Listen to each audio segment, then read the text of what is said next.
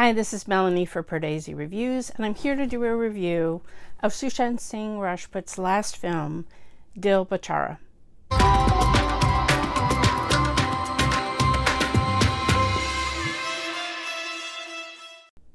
If you're new to Pardesi Reviews, I do trailer reactions and film reviews of Indian cinema.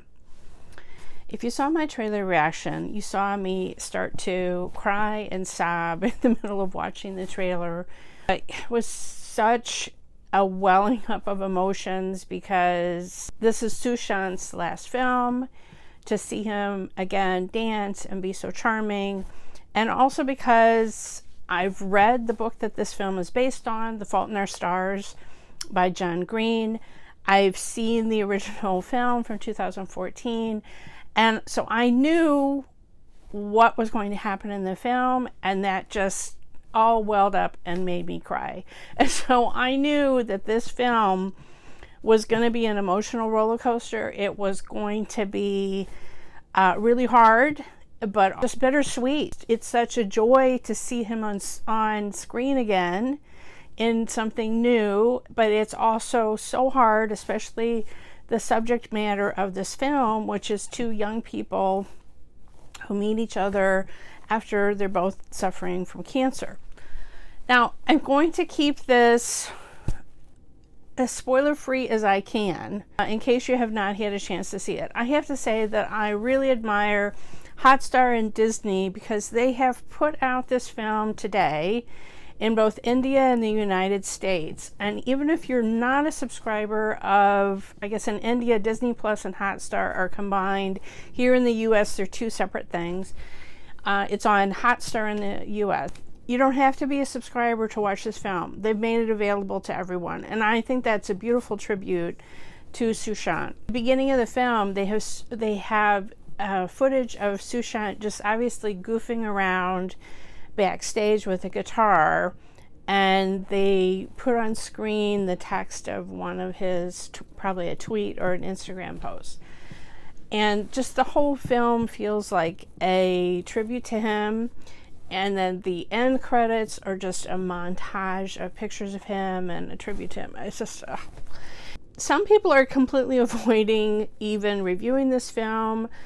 I can't help but compare it to the original The Fault in Our Stars. It's an adaptation. They say in the opening credits that it's based on the novel, and they also credit the original screenwriters of the original movie. Shashank Khatan and Supratim Sengupta adapted the original screenplay to this Indian film.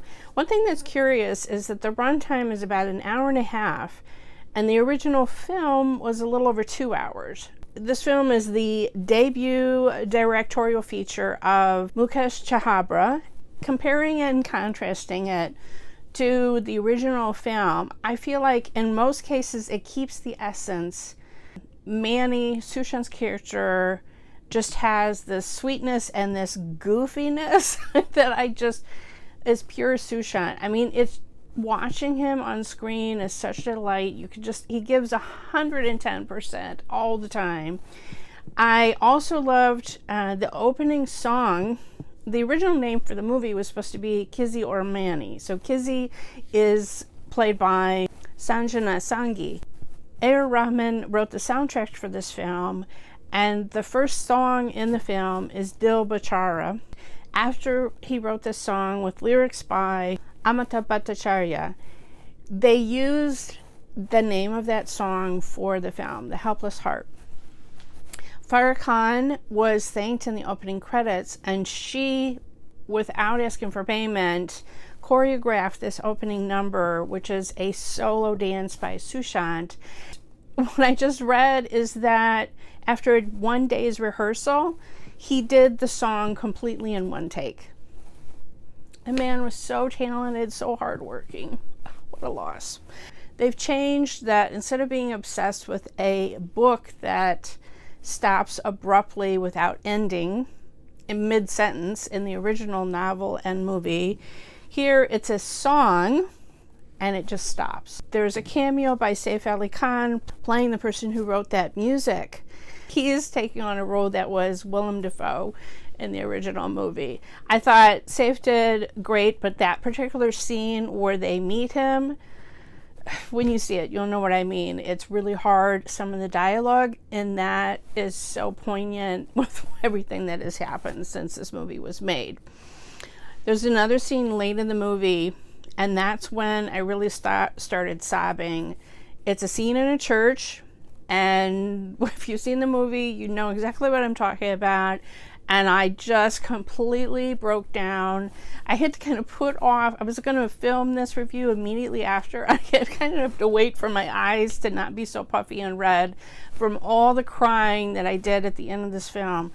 I can't separate what has happened in real life from what happens in this movie. It's all mixed up together in creating this emotional roller coaster for me, and just enhancing and adding extra poignancy to certain scenes and just heightening my emotions and my reaction to the film.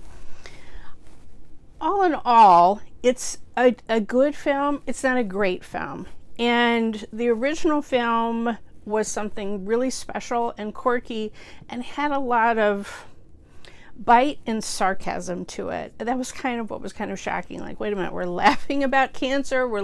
Like, you kind of were caught aback that you were laughing in some of the situations that you were laughing at. And I felt like this film, when the screenwriters adapted it, or the way it was directed, certain scenes lost their impact because they were rushed through a little bit. One particular is that Sushant's character carries around a cigarette, same as Ansel's character in the original, and he just says, it's a metaphor. I'm holding, an instrument of death between my teeth, and it was just like a rushed thing. And I'm not faulting Sushant's delivery, but I don't know. Some scenes were not allowed to breathe a little bit. Some scenes didn't have quite the same impact. On the other hand, other scenes had more impact. I thought it was even more romantic that they had to go to Paris instead of going to Amsterdam. The poignancy that was lost is just Sushant's character is supposed to be really wealthy, and so he could just make anything happen. In the original novel and movie, it was Hazel, which is in this movie is Kizie. There's a foundation called the Make-A-Wish Foundation, and basically it's for dying kids and kids with cancer to get their dying wish. So it could be things like a last trip to Disney World or meeting a celebrity or whatever. And so that was completely taken out of this movie. I mean, it probably wouldn't have made sense, but it was just sort of, I don't know, just an added element that was lost in translation. It was kind of funny. There was a sex warning at the beginning on me watching it on Hotstar, and then I don't think their lips ever actually met. There was a lot of hugging. There was some implied, but fade to black. And I think they could have at least given us a kiss. Okay. Sushant was just amazing. I think that Sanjana was good, but she didn't have the same bite and sparkle that Shailene Woodley had in the original film. I loved Sushant, though, his performance as Manny, and I just love the goofiness that he brought to the role. He was just so sweet and goofy. There's a particular scene where he's lying in his grandmother's lap, and I was like, oh my gosh, I just wanted to give him a big hug. In that moment, he was just such a lovable character. I thought other notable supporting performances, Saswata Chatterjee plays Kizie's father. I thought he was particularly good. That was an enhanced role. And Sahil Vaid had a particularly poignant scene, again in the church towards the end of the movie. He plays Manny's friend, JP. And I liked the element that they added, this filmy element. So Sushant is a big Rajnikanth fan in the film. JP wants to make a movie, and Sushant has this Rajnikanth wig on, and that was like, I laughed out loud, just like, ha! Like, it was so funny. He just completely went with it, and I loved it. So that kind of made this fact that their word Sari in Tamil meaning okay, that made more sense why they were saying a Tamil word in those moments. All in all, it's a good film. I'm thankful that we have this beautiful work of Sushant's. Like I said, it's not a great film, but I would still urge you to see it just to give a wonderful goodbye to Sushant Singh Rajput. Let me know what you thought about this film, if you've had a chance to see it, in the comments below. If you have spoilers, though, please maybe mark those or space down so people don't necessarily find out what's going to happen in the last part of the film. Follow me on Twitter at PardesiYT, subscribe here to Pardesi Reviews, and if you hit the bell when you subscribe, you'll never miss another trailer reaction or film review.